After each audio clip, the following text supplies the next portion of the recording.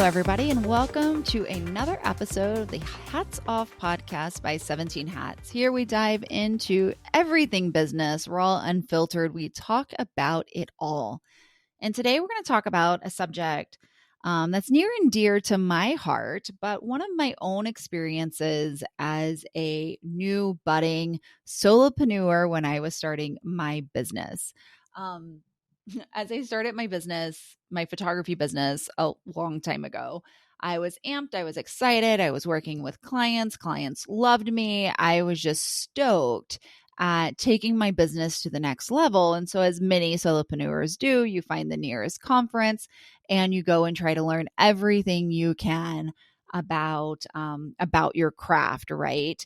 And so at this conference, I was talking to an educator that I really respected and loved. And I went out, got the courage to go up to her. It was at like an after party.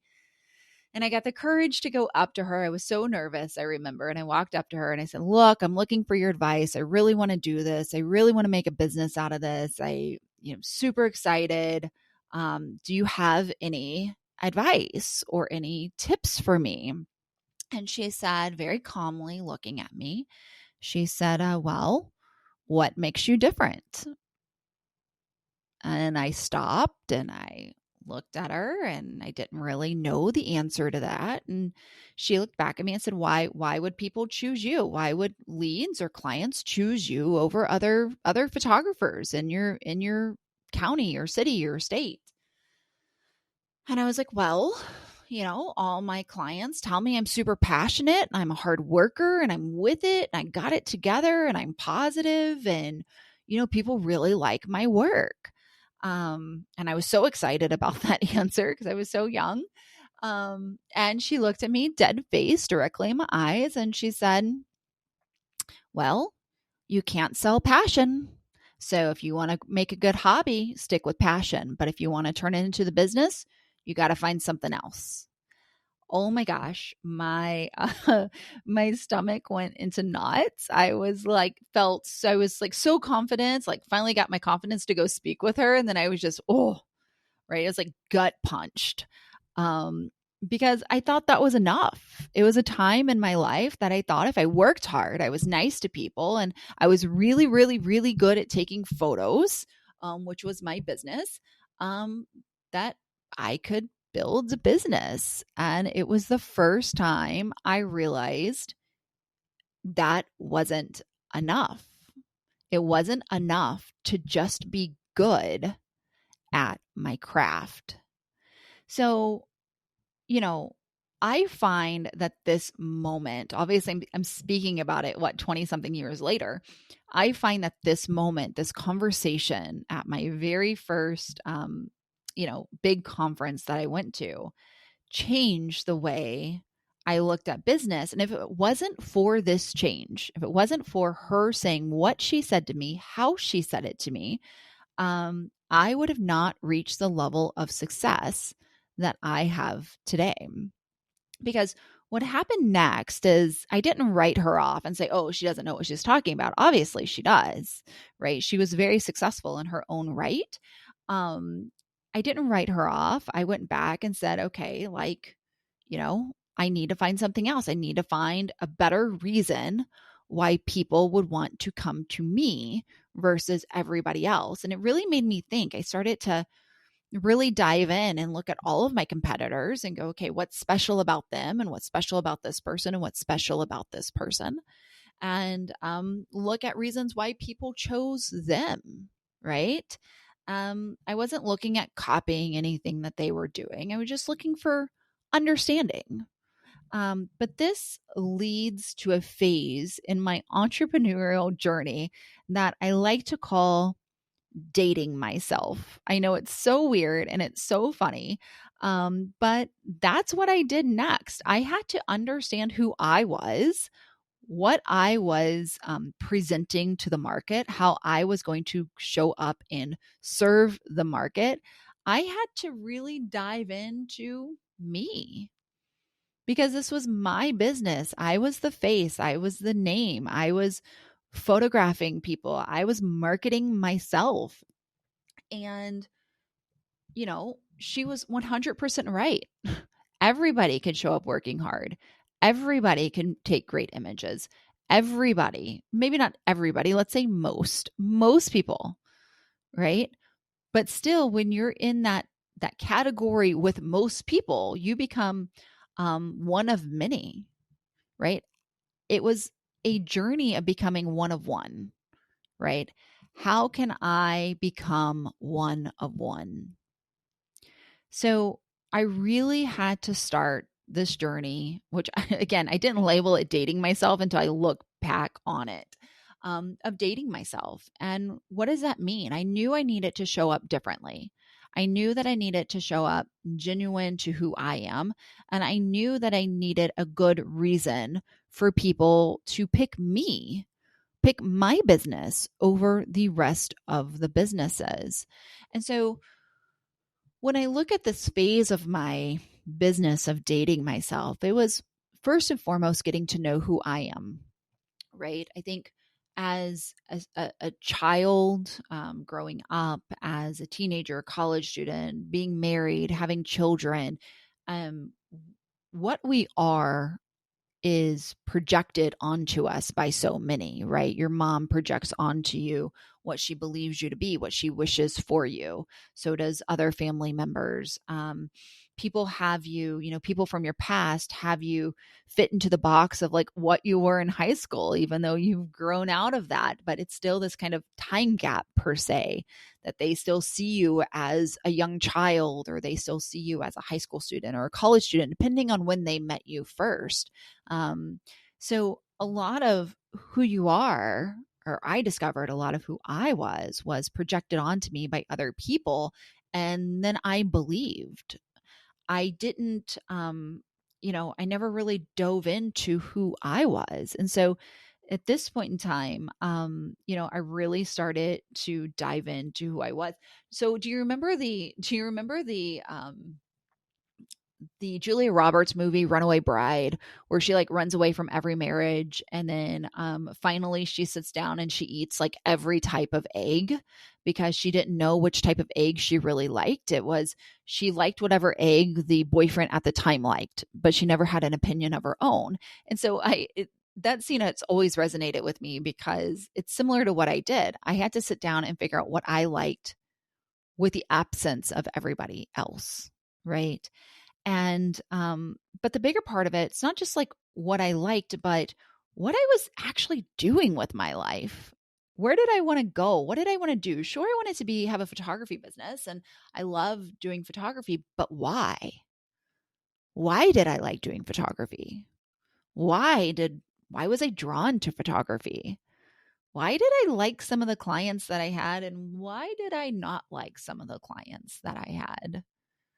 um, what was good about my good days and what was bad about my bad days.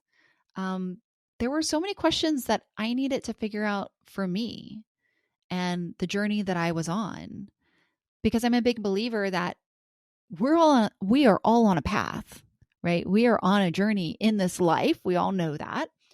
But business is a part of our journey, right? This business that you're doing right now, the business that you have, is only going to be one part of this much bigger journey. So when I sat down to discover who I was, and I looked back at my life and I looked back at all of my interactions with photography, I started thinking back to the first time photography came into my life, which was sitting down with my grandfather, with his big box of photos and pulling them out. He had them under his desk, and pulling him out and asking him questions, feeling the paper, smelling the photos. I still remember the smell of the old black and white photos. But I would sit there and I'd ask him questions about the photos, and I learned so much, right? There was one picture, little like 3x3 or 4x4 square photo of him in his 20s in front of a gas station. And I asked him, I said, what is this? And I was young. I was maybe 11, 12. like, what is this? Is this you? Like, what are you doing in front of a gas station? And he said, I owned it. I owned a gas station. I was like, what do you mean? He was a farmer in my mind. He'd been a farmer his whole life. Right. So he said, yeah, I own the gas station. And he started telling me stories. He said, the only time that gas station was ever really profitable was on Thanksgiving and Christmas because everybody else would close for the holidays, but I stayed open because that's when I would break even, was Thanksgiving. And then, of course, Christmas just made it better. And so he started telling me stories. And I still, to this day, believe that those stories shaped me in being the human I am today. But without those photos, would I have ever gotten that? Right? What part of my life would I have missed out on? Would I have been different without those conversations? I don't know. But I do know that that early interaction with photography set with me in a way that many other things did not. As I continued this journey of discovering why I was being called to photography and why it was pulling towards me, there were lots of little things. There was my high school journalism teacher. Well, at that time, she wasn't my teacher, but it was the high school journalism teacher who taught us photography in the 7th and 8th grade. It was something I remember doing with my brother and having fun with him, actually, which my brother and I don't necessarily get along all the time. Um, but we were stopping action. So we were learning shutter speed, and we'd put our arms out and we'd turn in a circle and we had to stop the action with the right shutter speed. And so, that was like 7th grade. And then moving into high school, being in journalism and shooting black and white photos, and just the memories and the connections that I made through photography became a repetitive theme. The connection with my grandfather, the connection with my brother, the connection with other students at my school. So this theme of connection, really started to stand out. I would have never discovered that if I didn't take the time to really understand why I was doing this. And so when I started to think about why, where do I want to go? How does this what path does this business put me on? I decided right then and there that photography has brought so much connection in my life. I want to continue to connect. I want to continue to serve. And so my business transformed at that moment from going, I'm just going to take pretty photographs, to I want to connect with people. And how am I going to connect with people? So I started to think about the ways that photography created connection in my world of stories. So then it's, how can I tell stories? But then everybody in the photo world is telling stories, right? But how can I do it differently? How do my stories actually impact people? How do my stories actually change people? So I developed an experience with my business that was all about telling stories. My website brand, instead of, hey, come, let me take your pretty picture, it was, I'm trying to remember the slogan I had. It's been so long ago. Oh, this is what it was. It was photographs for future conversations, right? Images for future conversations. So my whole brand was wrapped up in this idea about not happening now, but what's going to happen later in life. How are these images that we take now going to create future conversations later? So then I started to implement letters when people would buy big artwork. I would have, I would provide them with their artwork. They would receive an envelope and an archival pin, an archival paper, and they would write on it. And I would say, hey, hide this away, right? Hide this away, put it on the back so that somebody will find it one day. Tell the people in the photos how beautiful they are, how wonderful, how much you love them. your favorite memory, whatever it is, write that letter, put it with the image so that one day, maybe even after you're gone, they will find it. Which was not my idea. I don't know who I got the idea from. I got it from somebody. But it was a brilliant idea, and it went directly with my brand of creating future conversations. So with the statement of you can't sell passion, right? Figure it out. You can't sell passion. And this idea of really understanding who I was tackling or what I was tackling, what I wanted to do, my whole business changed.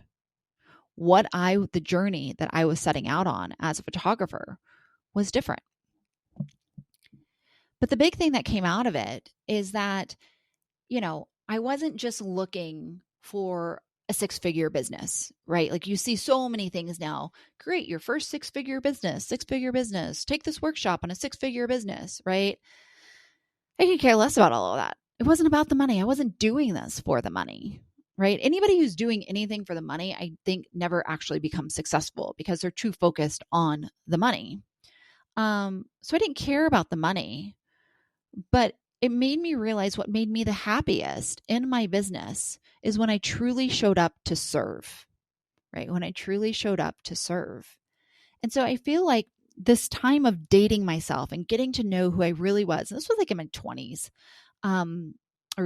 late 20s, getting to know who I really was allowed me to understand what journey I was in life. And it was a journey of service. I wanted to wake up and serve. I wanted to make people's lives better. I wanted to help people. I wanted to, to really, there's no better word than serve. But I really wanted to dedicate my life to helping and to serving.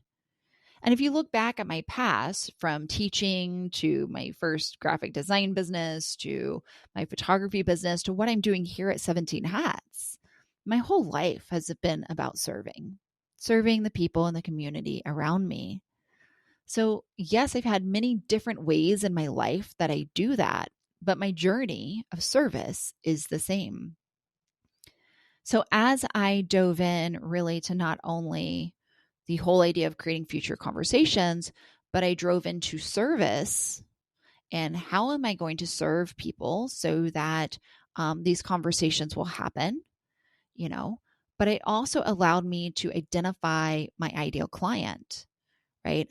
I was really trying to speak to people who valued the same things that I valued, who valued future conversations, who valued generational heirlooms, who valued tradition, who valued family. Because when I looked at the people that I have already served at my clients at that time, those were the people that ignited my fire the most. Those were the people that I loved to work with the most. And so everything really started to come together for my business. But if I was not pushed a little bit with the you can't sell passion, figure it out, I would have just, she's right. I would have just been a hobbyist. I would have just been taking pretty photos, right? And trying to monetize it. And at the end of the day, that's not a business, right? It is, you're getting money, you're monetizing it. But when you have a foundation and you have a mission, you're with your businesses have missions and they have visions.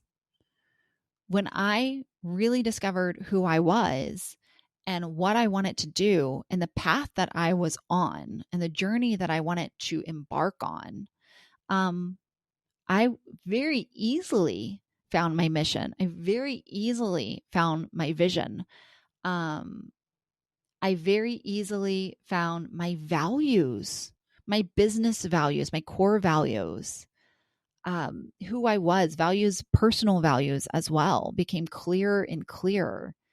So it allowed me to really, this finding myself and dating myself allowed me to really find me and the vision I was on, the mission I was on, and it allowed my business to be successful because I no longer was one of many in the market. I was one of one. You've probably heard it 1,000 times. Nobody can do business like you. And it's true. When you connect to yourself, when you connect to your authenticity of where you want to go, who you want to serve, and how you want to do it, nobody can do business like you. So if you are struggling and going, what am I going to do? How am I doing this? I'm not feeling like my business is progressing. I would invite you to date yourself, right? For how funny it sounds, I would invite you to date yourself. Get to know you. Ask yourself, why am I doing this? Why am I drawn to this profession? What were good about the good clients? Why? Why did I like them so much? What was bad about the bad clients?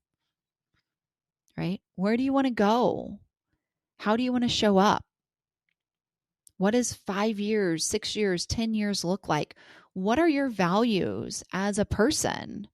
And what is your values as a business? Discovering yourself through business is, I think, one of the greatest parts of having a business. Business is the most challenging and rewarding parts. Rewarding things that you can do in life. And I feel like business is like having a kid, right? When you have children, they challenge you, they reward you. And one of the most rewarding things is, seeing them grow up and seeing your teachings and everything that you do for them grow up and them becoming wonderful human beings and going out and serving in the world. Business is the same, right? Your business is going to go through different stages of maturity, different stages of growth, just as you go through different stages of maturity and growth as an entrepreneur and as a business owner. So by diving in to who you are, where you want to go, dating yourself, you're going to see your business grow. And you are going to, it's going to be so rewarding. It will be challenging, but it will also be very rewarding. So I hope that is a good little takeaway for today from you. If you're struggling with your business, if you feel like your business is controlling you and you're not controlling your business, if you feel like everything's out of control, take a month, a week, a year. I mean, I dated myself, I felt like, for a year and a half trying to figure out exactly where I want it to go. Think about it, meditate on it, journal, talk about it, research back. What are all the points? Why are you drawn? What are all of the interactions that you've had? Put them all together and then connect the dots. And the connection of those dots are going to lead you on the path of, excitement and success. So there you go for today. Can't sell passion, but what you can do, date yourself to figure out where you're going.